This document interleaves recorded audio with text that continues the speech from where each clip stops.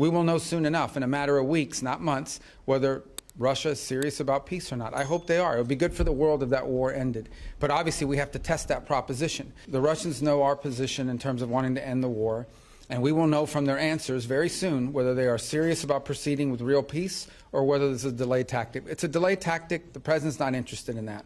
If this is dragging things out, President Trump's not going to fall into the trap of endless negotiations about negotiations.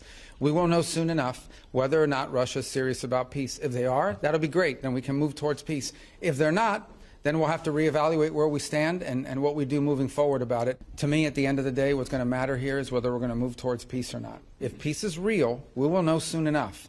If they're not interested in peace, we will know soon enough, and we'll make decisions on the basis. I hope they are real. There are some promising signs. There are some troubling signs. It's not going to be easy. No one ever said this would be easy. But we're going to find out sooner rather than later. And let's just say I'm hopeful. I remain hopeful. I need to be hopeful that peace is possible. Okay, the United States commits a lot to NATO and continues to. We are as involved in NATO today as we have ever been. And we intend to continue to be. But it has to be a real alliance. And that means that our alliance partners have to increase their own capabilities. No, he said he would not rule out. No. He said he would not rule out. He said, I'm not going to rule out anything if Greenland is encroached upon by a foreign power like a China or Russia or anybody else.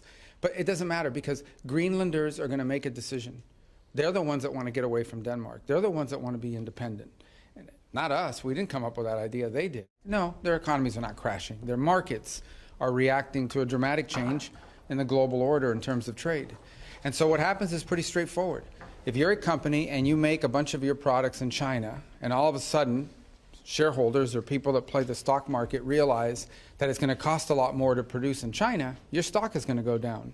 But ultimately, the markets, as long as they know what the rules are going to be moving forward, and as long as that's set and you can sustain where you're going to be, the markets will adjust. Businesses around the world, including in trade and global trade, they just need to know what the rules are. Once they know what the rules are, they will adjust to those rules. So I don't think it's fair to say economies are crashing. Markets are crashing because markets are based on the stock value of companies who today are embedded in modes of production that are bad for the United States.